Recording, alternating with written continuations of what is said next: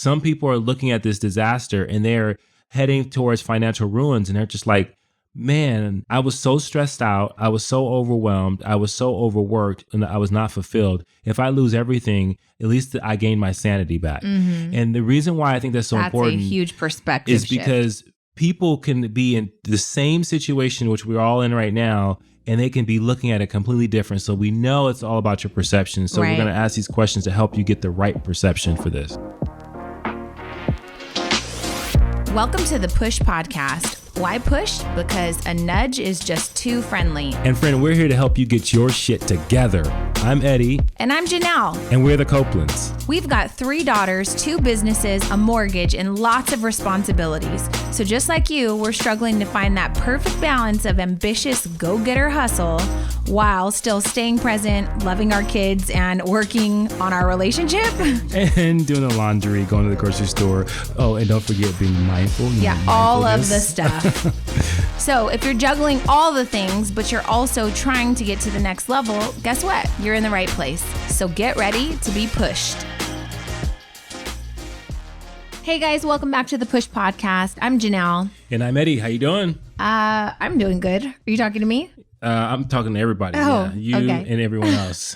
Well, this is episode number 32, and the title of this episode is From Problem to Progress. Ooh, it's so fitting because the world's a hot mess right now. The world's a hot mess right now, and we need some progress. And we got 99 problems, and Corona is one. Yeah. So today we're going to talk about how to take your problems and turn them into productive progress. So that way, by the time this whole thing blows over, you are a better person because of it. Absolutely. So before we dive into this, though, I want to tell you that we are not taking this lightly. What I mean by that is we may not be in a situation where we're practically homeless, but we definitely know people that are really, really stressing out financially, not sure what they're going to do to make it through this, right? Right. And we want to tell you that our hearts are with you. We love you. We've been there.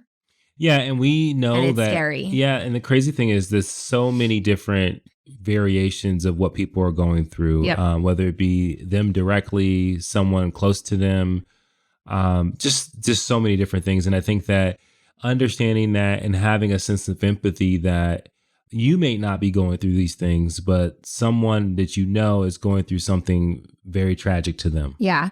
So what I want to encourage you guys to do is get a piece of paper. You probably have a lot of time on your hands right now. If you are homeschooling your kids, shout out to you. You probably have way less time now than you did before this started. But I'm going to encourage you to get a piece of paper today and just make a list of the people that you know and how different their situations might be. So we're going to kind of go through a couple of friends. Maybe we should change their identity, but we'll start with us. So like for me, for example, there's a loss, right?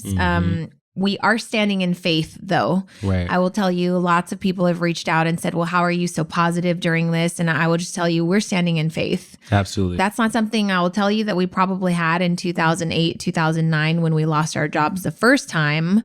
And it took us probably a little longer to arrive at acceptance.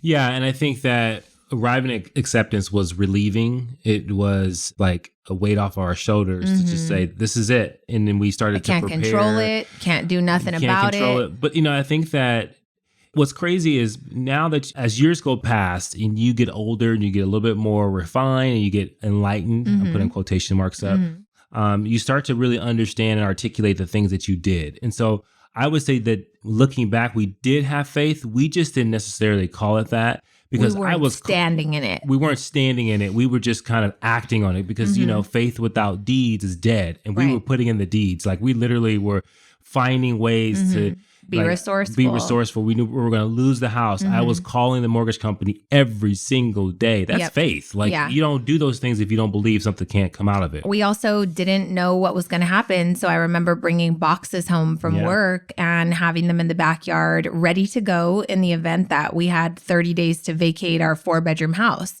So I think what we've always been pretty good at is just a level of understanding that we can't control this, but we can do something to be proactive. At that time, that meant sitting down with our kids and letting them know, hey, financially, we're going to be losing our jobs and we're just not going to be able to afford this house. So there's a really good chance we're probably going to be moving. I remember they cried about it. And then we made it a fun thing. We were like, we get to go find an apartment, you know? Yeah. And we looked at a couple and they were excited running up and down the stairs, and they found the beauty in our house doesn't have stairs. So this is really cool, right? Yeah. And so I think we've always done a really good job of trying to make the most of it. And I would say that that's what we're doing right now, making the most of it. As we speak, I'm trying to go through food and see what we have on hand. And I just happen to have like a box of cornbread stuffing. I happen to have some extra potatoes. I happen to have 2 large chickens. Yeah. So guess what? It's about to be Thanksgiving up in here, right? Well, before you go into Thanksgiving, you said something I think that it's important for people to... Thanksgiving in April. Thanksgiving in April.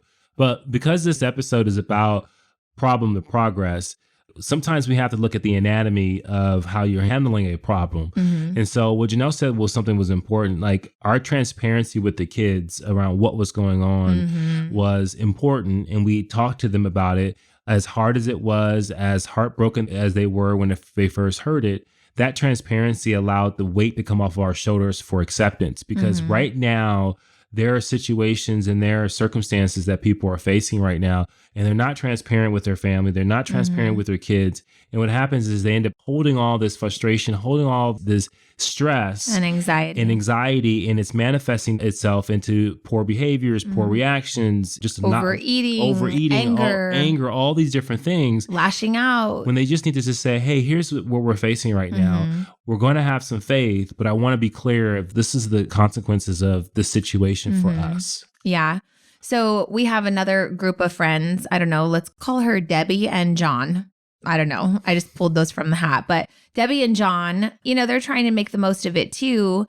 And I would say that they're not lower income. They, in fact, own several properties. They're in real estate. They've got tons of kids. And so what happens is Debbie's spending most of her time cooking nonstop, cleaning, trying to make sure that her kids are on track with homeschooling. Like her job just got way worse. You know what I mean? And then on the backside, if you're in real estate right now, you're struggling because there's no deals going through right now. Nobody's prospecting. Nobody's going door to door. No one's sharing, you know, hey, this was only listed for 24 hours. Debbie and her husband also own property. And so guess what? Just like you might not be able to pay your rent, now they have no income coming in, because if you own 10 different properties, you might be thinking like, oh, they're loaded. Well, all of a sudden, you know, that's part of their income. And if all of a sudden 10 tenants are like, hey, sorry, I lost my job, I don't have the money to give you, that's a bad situation for Debbie. Absolutely. And I had some other friends that said something very similar. They said, I had rental property and I had tenants ready to go. And as soon as this kind of dropped, they pulled back and they're like, oh, we got to save our money. We can't give you that deposit right now. And so if you were looking forward to some income property and now all of a sudden that's gone. Well, now you're stuck with the bill. You got to float the note, right? That rhymed. Float the note. Yeah. I feel like if you invested in anything right now, we have friends that were getting ready to build a business. They had committed to a $30,000 remodel. Guess what? The crew's there, they're working, but now all of a sudden on the back end, you don't have the income to float the bill for the $30,000 remodel. Well, you still have rent on that new space. You still have these contractors. You've still got a contract. Everyone's trying to collect money right now. Right. You know what I mean? So let's talk about maybe my sister Jessica. She's in the health industry. She's a nurse. She's having to leave. She's still working outside of the home. And I'll tell you, some of my friends are offended when people are like, you should just stay home. They're like, B, I can't stay home because I'm out here trying to serve you, right? Yeah. So whether you're a banker, whether you're a grocery store clerk or manager or whatever. Or maybe you work at Home Depot. Maybe you work for the post office. Yeah. Maybe you work in the restaurant industry and your particular restaurant is doing really well. Shoot, if you work at In-N-Out, you're working a lot. Like nothing's changed for you. Oh my God, there's like 35 cars in the drive-thru we drove by today. I'm like, y'all don't cook? Like, And I know I've been to a lot of In-N-Outs and we were just talking about this earlier about the fact that we're kind of iffy on In-N-Out, but that kitchen is not social distancing. No, like not at all. The employees are like no fast food kitchen. Yeah, they are in like direct connection with one another, and so for all those people that are doing that work, obviously we send our praise and our empathy for them. But absolutely, it's tough. Yeah. So, some people that are working, they're like, okay, well, y'all are busy on your coronacation. That's nice, but I have to go to work every day. Mm-hmm. Some people are going to work and they're in fear for their life or their health or what they might bring home to their families. My sister was telling me about this couple that had a baby a few weeks ago. The husband was the only one allowed in the delivery room.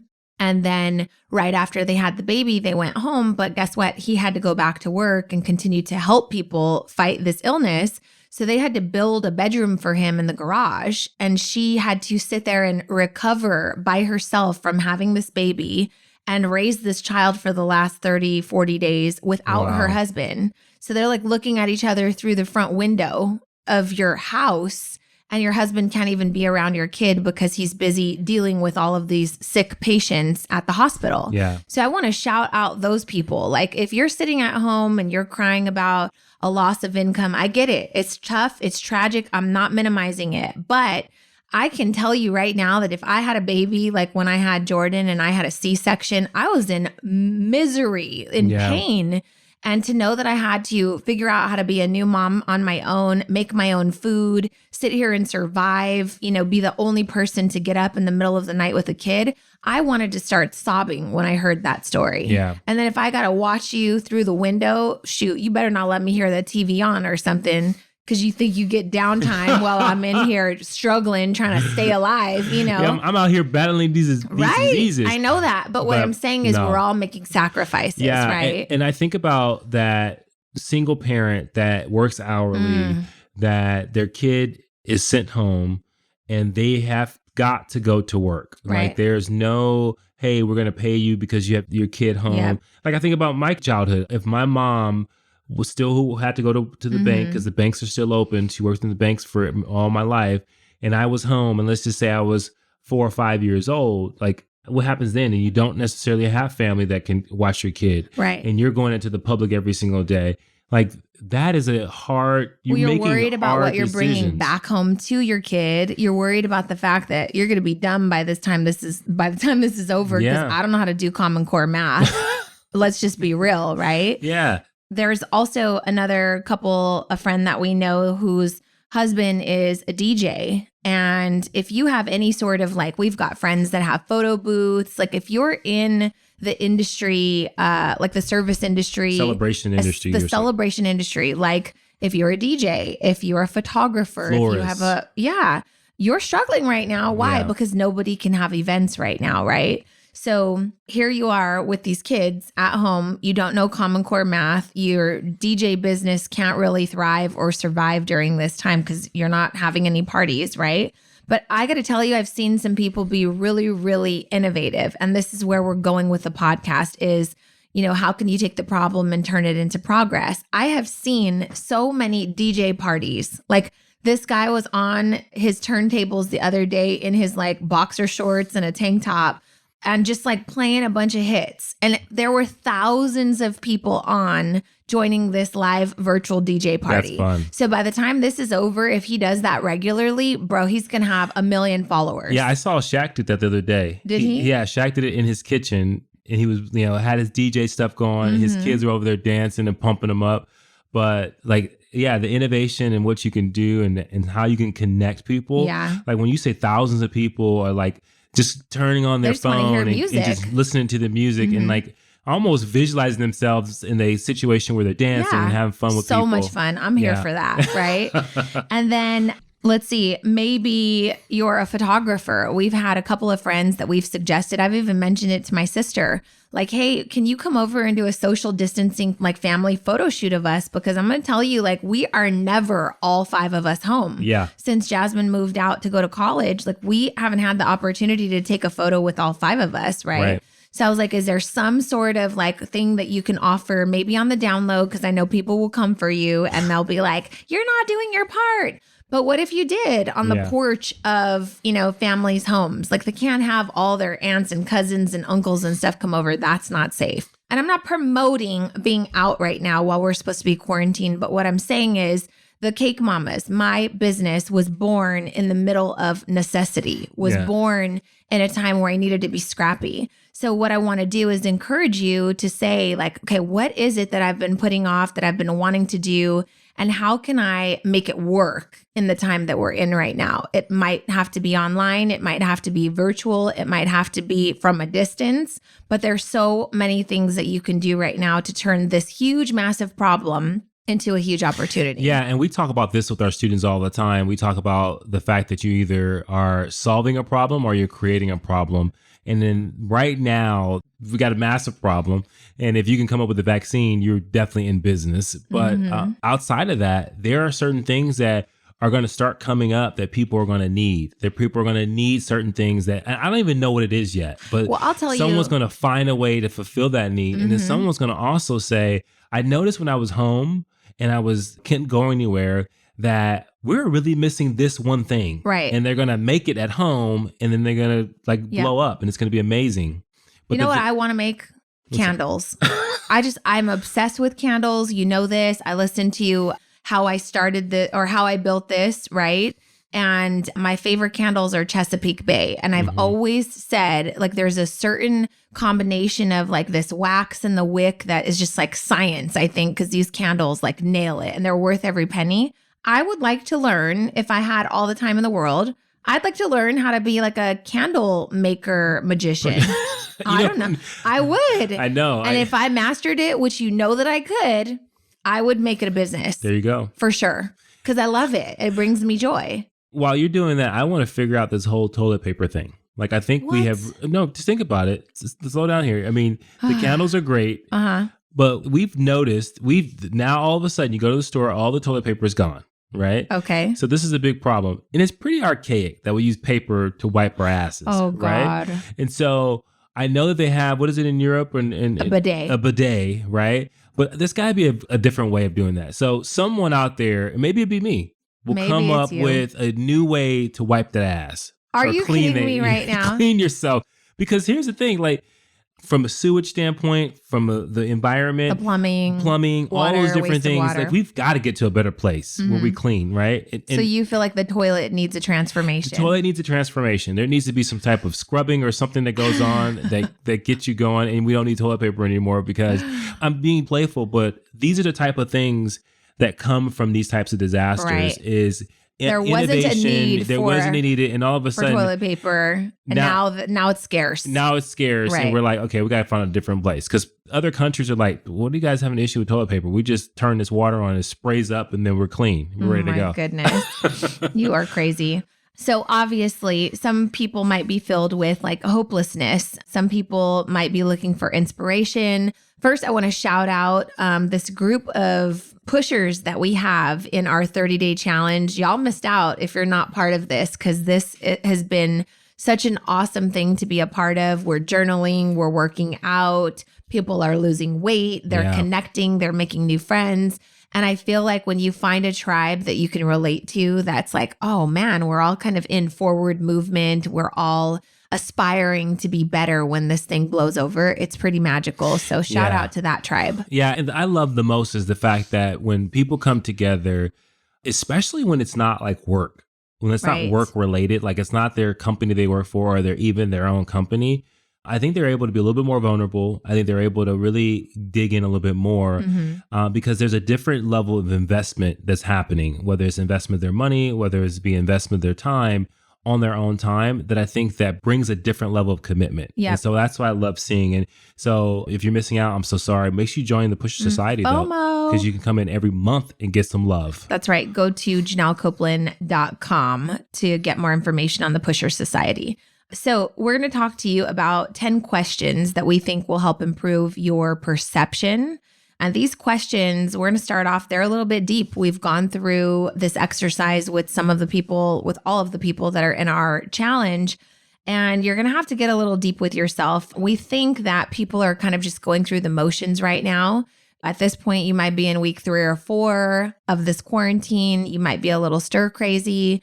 But if you're struggling emotionally, have you taken the opportunity to sit down and journal? Have you taken the opportunity to talk to those that are closest to you? Like we were talking a second ago, I said, you haven't asked me how I'm doing. I'm sorry. How are you doing? But you know what I mean? Like it's like we're around each other every day. Yeah. You may forget. You think you kind of like understand we're maybe going through the same thing, but maybe we're not. Like I see you working from home. You're on conference calls all the time. We're so blessed that you're still being paid for that. I haven't really asked you like, hey, how are you? You seem to be enjoying it. I don't know, but you're a joyful kind of guy. So maybe deep down you're crying and I haven't asked you. But that's a really good question. And I think people may be listening and say, what do you mean by perception? Like we're in the middle of a freaking pandemic. My perception tells me we're in the middle of a freaking pandemic. Yeah. Somebody I heard earlier today that said, this is the closest we've ever been to apocalypse. This is an apocalypse. For sure. But I think it's important to talk about the fact that everything that we go through, and this is crazy, but this is true. Everything that we go through is neutral. Mm-hmm. And the reason why we're going to talk about perception is because we create the meaning that it is. So you're telling me we build the emotional roller coasters? We 100%. Like we are every single fabric of our brain, we build the roller coaster of our emotions. And it's based on our perception and our interpretation of what's happening. Some people are looking at this disaster and they're heading towards financial ruins. And they're just like, man, I was so stressed out. I was so overwhelmed. I was so overworked and I was not fulfilled. If I lose everything, at least I gain my sanity back. Mm-hmm. And the reason why I think that's so important a huge perspective is because people can be in the same situation, which we're all in right now, and they can be looking at it completely different. So we know it's all about your perception. So we're going to ask these questions to help you get the right perception for this. Okay, so this isn't question number one. This is just kind of like to set the table, right? So what did you lose? Are you grieving something, the loss of something? Is it money? Is it your income? Is it a career? Have you lost a relationship? Can I be real? We've mentioned on a previous episode, the divorce rate in China has increased. Yeah. Too much together time, right? So you might be struggling in your relationship. What did you lose from this though? Have you lost your health by now? Did you lose your health because you contracted corona, right? Yeah. And then maybe did you lose your identity? Were you this career-driven person and that career was taken away and you think, that's my whole life. Did you lose the business that you built? I know I'm on the verge of that, right? Like technically right now it's closed. So I did lose the business that I built. Did you lose out on opportunities? Yeah, y'all, I was trying to sell my bakery before this happened and all of my buyers pulled out because they don't know what's happening with their finances, right? Are you fearful that you're going to lose your home? Have you lost hope? Have you lost your faith? So I want you to take out a piece of paper and just like talk to yourself on the paper. What did you lose? Because maybe you didn't really lose anything. Maybe in our case, like back in 2009, we lost a job we weren't terribly in love with. Right. It just created income, it generated income, right? And the reason why this is so important is because like sometimes we get trapped in our feelings and our feelings tell us, oh man, we lost so much. Oh, we're losing so much because it feels like it because the change is so drastic and it's such a disruption. But when we look back at 2008, I mean, we lost a job. Like everything else, our family, our home, our health, our like, sanity. Yeah, we kept. I'm not trying to lose that at all. And so like, I think it's important to really get like factual with yourself. And let me give you some facts. Lots of people, including, I'm going to be real, some employees that worked for me, y'all lost jobs, which is tough because it's income and I get it and it's tough, but you didn't like them anyways. Like really that's factual. Yeah, some people are pissed about losing a job that they never even wanted. You're pissed about losing a job you didn't even want. You didn't even like it. So what if that was a blessing? Yeah, and I think, and there's a big difference between, and I hope you guys understand, like we're not being insensitive. We're saying to you, you lost a job that you didn't value really in the first place. Yeah, what you're really upset with is the consequence. You lost the pay. Is the pay. Right. And the pay gave you whatever opportunities or it gave you another bill. Because sometimes pay gives you a bill. Right. Right. Because you just want to buy stuff. Yeah. So that's a big kind of like, just sit there. What did you actually lose? Right. Maybe if you're worried or upset because you lost income, well, you could figure out something to sell. You can figure out a way to generate income. But some of you need that realization, like you're trying to go back to a job you didn't want in the first damn place. Yeah. And that's going to be a huge perspective shift for some of you listening right now. And it's also keep in mind, this is a artificial economy stall. This is not something that is like a recession. Although it can be a recession, this will restart once this is over.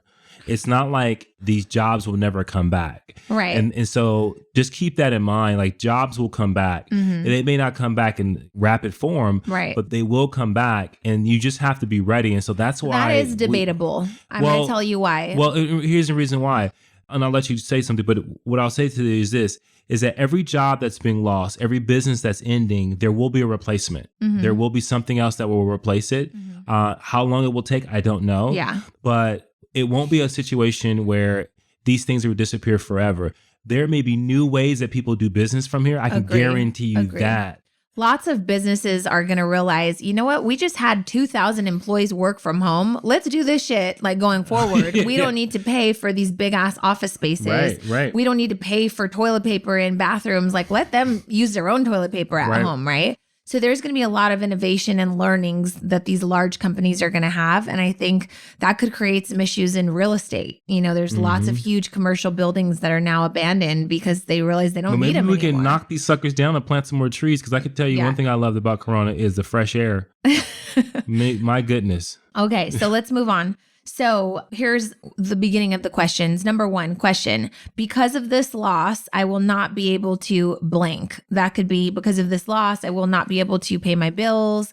Because of this loss, I will not be able to potentially reopen my business, grow my career on my timeline, get out of debt like we plan to, celebrate my birthday, in my brother's case, get married, right? So because of this loss, I will not be able to witness my grandchild's birth because they only let one person in, right? Get the promotion I was trying to get. Right. Okay, so here's number two. Now that I've lost blank, it will be nearly impossible to blank. And that's an interesting question, right? So now that I've lost the opportunity to witness my grandchild's birth, it's going to be nearly impossible to get back that memory? Yeah. It's gone. You have a lifetime full of memories ahead of you to create. Tricky question. This is a tricky ass question, right? And this is one of those things where it helps your perception. It's like, because I've lost the ability to serve customers, you know, the ability to open my business. Now that I've lost that, it will be nearly impossible to make money and pay my bills. There's one. What do you say to that? Is that true? Not really, because you're going to figure out a way. Right. And also the government's kind of helping. And also like all of these things that we're not like right now, you're kind of helpless a little bit, right? So what can you do to kind of show up and play your part? And part of playing that part, you guys, is just acceptance. Yep. There is literally nothing I can do if they want me to be locked in my house right now to be safe. And guess what? The government realizes that. So they're going to be sending out checks hopefully soon. So somehow, some way, whatever it is that you're creating that's nearly impossible to do, I want to ask you, is it really impossible or is it not probable? Right. Oh, yeah. And what's interesting is it's not probable that the government would pay for you to stay home, but y'all, like that's really kind of what we're up against right now. And the question number two, if you guys and do this work because I think it's important, it makes the first question manageable, right? You say, oh, I wasn't able to pay off the debt, and because I won't be able to pay off the debt, it's going to be nearly impossible to ever generate wealth. Right. Wrong. Right. And so because now you look and you say, I won't pay off the debt. It'll be nearly impossible to purchase my dream home this year. Right. Okay. Well, you got next year. Keep yourself healthy and you got next year. Right. And so it makes you redeemable. Right. I love it. Okay. Question number 3. I can't see how I'll be able to blank. So with all of that said, well, now that I can't pay my debt and I can't buy my dream house, I can't see how I'll ever be able to what? Pretty sure redemption is like a big thing here. So these are trick questions because if you said, well, I can't see how I'll be able to move forward, well, just put one foot in front of the next and just take a step. I can't see how I'll be ever able to recover from this. Guys, people recover from cancer. Right. They recover from losing a limb. They recover from relationships. They recover from the loss of a job. Right. They recover from homelessness. They recover from all lots of other crazy things. The reason why these questions are so important and they're so on purpose is because what we want you to do is we want you to leave the problem when the problem is over. Right. And what I mean by that, when Corona is over, when we're we're done being held captive to our own homes and keeping ourselves safe, like we can't look back 5 years from now, 2 years from now, or 6 months from now and say, oh, because of Corona, I won't be able to do these things. Like we want to destroy that problem, and we want to move forward so that we make decisions that help us get to where we want to go, instead of reliving this whole time over and over again when it's already done. Right. And that's the problem with problems. On to another question, which is, what would it mean for you to overcome this problem? What would it mean for you to overcome the fact that you think that you'll never, ever be able to get out of debt? Yeah. It's kind of I don't know. What is your take on that question? Well, and this is an interesting thing, because all these problems, everything that we face is so that we reveal ourselves to ourselves. So when we say, what will it mean if I overcome this? It's to teach yourself something, to give yourself evidence. We talk to a lot of people about confidence, right? And confidence is one of those things where you have to pull evidence that you've done some certain things that prepares you. They should give you the confidence to do other things. And I think that it's important that you declare that to yourself, that if I overcome this, when I overcome this, this will mean that I can overcome even greater challenges. I am an overcomer. I am an achiever. That's right. Next question. What do you need to stay away from? I should reframe it. What or who do you need to stay away from in order to keep a clear and focused mind during this time? You know, your environment is super important. So you have to ask yourself, like, am I spending too much time talking to friends and family that all they do is watch the news all day and it's bringing me down? That one's pretty self-explanatory. So I'm going to speed to the next question, which is, if you had to find a way to solve this problem because your freaking life depended on it, what's the first thing that you would do? And so think about this. Like, what ideas come to mind? You could even do some fear casting. Like, what are the worst case scenarios? But what if you had to find a way? So worst case scenario, we lost our jobs. We had no income. I have to find a way to feed my children. Yeah. What did we do? We would find a way. We applied for 87 jobs. Yeah. We right? applied for 87 jobs. But we started selling stuff. We started liquidating. We had to decide, is this the right time to maybe file bankruptcy? Because we still had to kind of face the music in, what the current circumstance was. So what would you do if you had to find a solution to the current problem? I think that question is important because it deals with attachments. And what I mean by that is you look at that question, and when you increase the necessity to do something, you start to just kind of push away the things that you may be attached to, and you're willing to do anything that is required of you. So for example, you're willing to depart with things that you sentimentally wanted to keep. So you start selling things that you think they were important because of necessity. But maybe you get out of your comfort zone because of the fact that it's required for you to get out of your comfort zone. So things you were afraid to do that you may be able to find some success, you go out and do. I'm telling you guys, necessity is a bitch. Like, it will force you to do some things that you thought you couldn't do. Here's one that I love.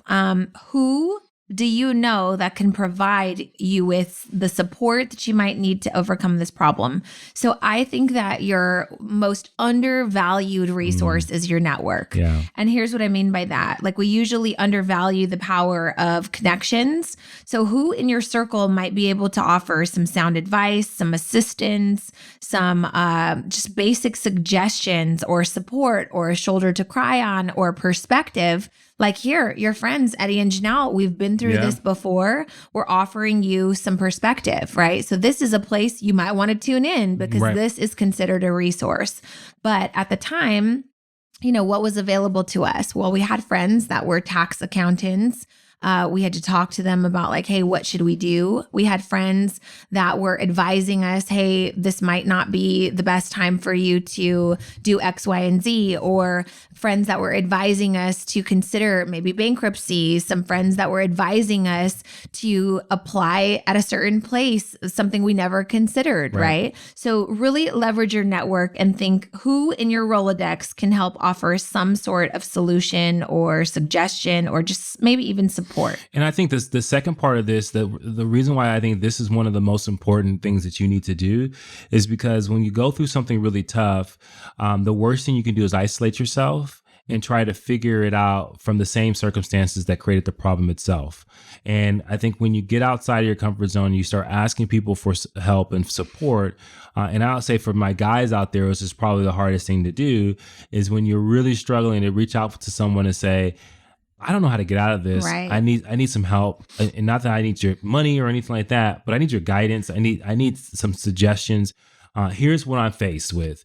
What do you think I should do next? Right. And so things like that, I think, are so important. Anytime I ask for help, I'm telling you, I'm blown away. But I'm surprised also, on the other hand, with how many people want to suffer in silence. Yeah. Like, I am definitely a hand raiser. Like, hey, guys, I'm out here drowning. Does anyone know anyone that they can suggest, refer? Who do you know that I need to know? Because I need some help. And Right. that kind of leads me into the next question. What do you need to know in order to solve the issue? So this comes down to resourcefulness, right? Tony Robbins says it's not a lack of resources, it's a lack of resourcefulness. Let me say that again. It's not a lack of resources that you're lacking. It's a lack of resourcefulness. So if your only option was to find a way to be resourceful during this situation and this time, what solutions could you come up with? Yeah. And the brain is an interesting thing because the brain only operates at its best when you ask it complicated questions, because then it has to start figuring things out. And sometimes we are stuck in problems just because of the fact that we're not asking ourselves the right question. And this is the kind of a question that allows you to go, okay, well, if I have to solve this, what do I need to know? Well, I need to know how to apply for this particular loan. I need to know how I find money or grants for my particular situation because I want to start a business. I need to know what the government's offering, what sort of financial I just remember help. when you were, honey, was starting the business, getting loans for dummies. How many books were you were buying, to get the resources? Because sometimes right now you're in a problem right now, but you don't know what questions to ask. Right. So you need to kind of know, at least from a overarching vantage point, what do I need to know? Well, I need to know how to navigate in a situation where there's, you can't leave the house. Here's a dumb question, or here's a dumb answer. What do I need to know? I need to know how people are making this work. Right. To me, that's like the most brilliant question. I need to know how other people are making this work for them.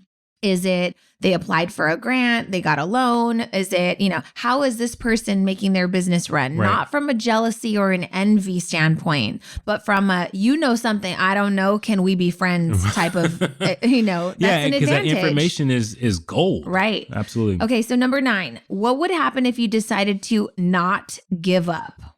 That's good, right? Yeah. What would you do next? What one step could you take to begin to move forward just from where you're at right now? Not 5 steps, not the whole staircase. You don't have to see the ladder. You don't have to see what's on the other side of the bridge and around the corner. Right. But what the hell would you do if you decided to not give up right now? What's one step, one next thing that you could do from move from where you're at right now? Yeah. And Scott, that's so good because I've told you before, I don't know how to give up. Like sometimes I just have to stop because I'm like, okay, I literally was messing with our internet last week. Oh, good Lord. For 9 straight hours because I would not give up. I was like, I must find a way. And then when they told me there's something wrong with your line, I know I can't do that. Okay, I must stop now. Right. But if you have to keep going, you will find ways. Like when I woke up in the morning and I was like, I have to get on the Peloton. Oh, Jesus. Yeah. So I need to use this philosophy more often. I could probably get a little more things done in life. But literally, I said, I will find a way. This is a machine. I can manipulate this machine.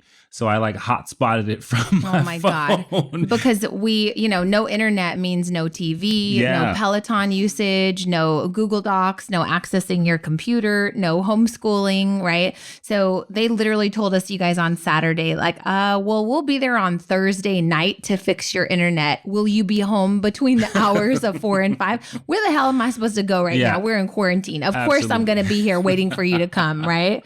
But yeah, you figured out how to hotspot. With it, that's not even an option. I don't even know if that's illegal what you did, because Peloton might be like, hey, we need a strong, stable internet connection, and you just hotspotted it. Yes. I wonder how many more things you could figure out if you really, really had to make a way. That's the point of this question, right? Yeah, absolutely. And I think that if you set that as your intentions, there's so many creativity, so much innovation that comes from that, and how creative you can become.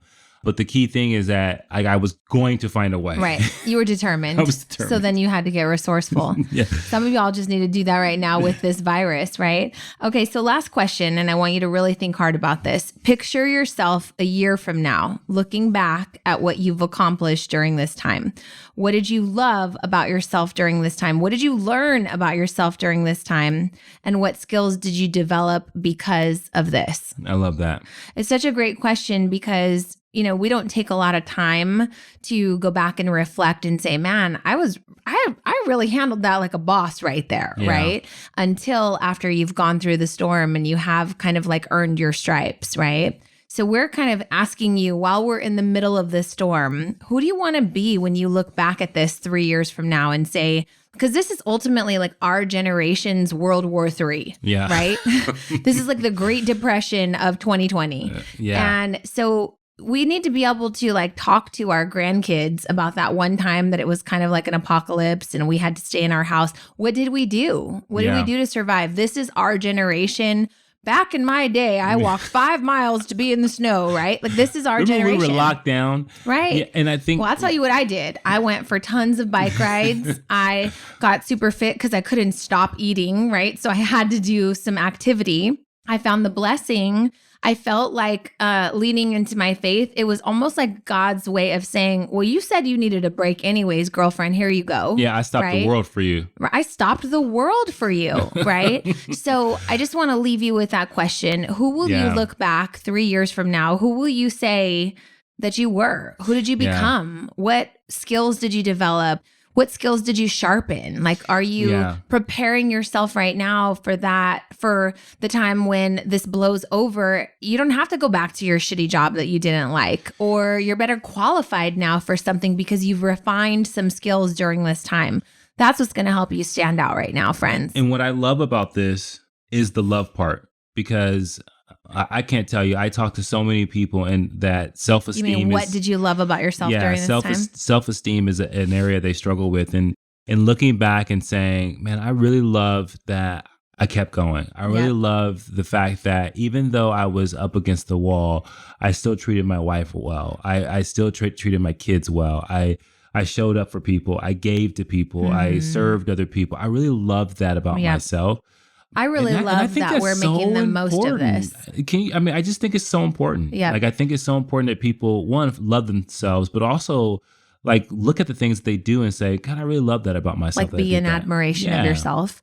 I think you first have to do things that make your ass proud, right? So you got to stop complaining. You got to stop crying about the situation. You need to try to figure out how to be resourceful. Do a couple of things. And I swear to God, you'll be like, damn, look at me. Let me clap for myself for a minute, right? And I got to tell you, this woman I'm sitting right next to right here, we were at a store and she is looking at every older adult or elderly person. Oh gosh, I want to save them all.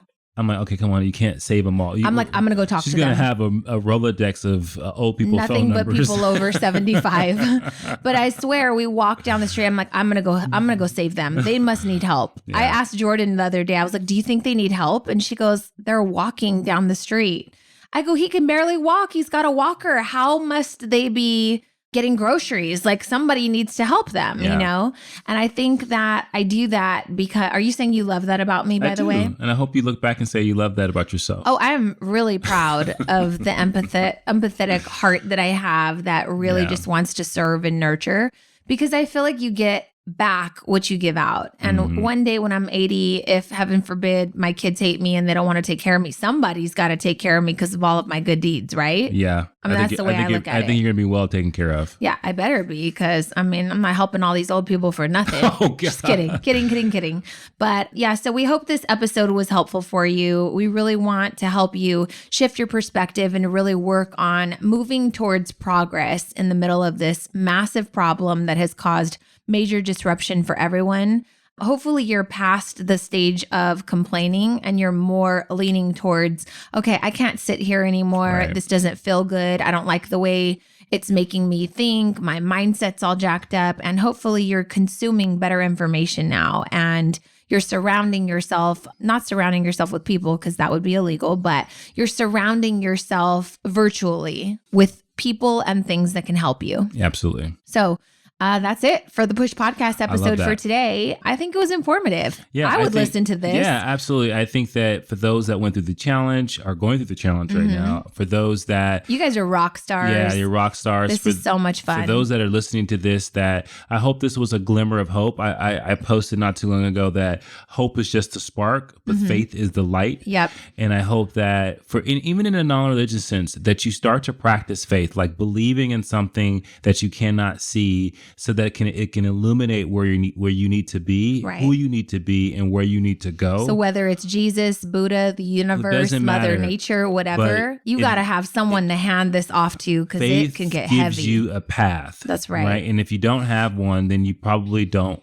persevere. So hope we use this for your best benefit. Right. Also, if we've done anything in the last, 36 minutes, 2 years of your life to help positively shape or impact, if we've ever said anything that helped change a perspective or give you some light, can you please just take 2 minutes to write a review here on iTunes for us? I know you don't think that it means very much, and you probably think, oh, they have enough friends writing reviews. This isn't for vanity metrics. We don't care. We don't want to see you tell us that we're great. We just want to know that what we're putting out in the world is actually helping. Yeah. And so it's a small token that you can give back to us if anything that we've done has contributed to the betterment of your life.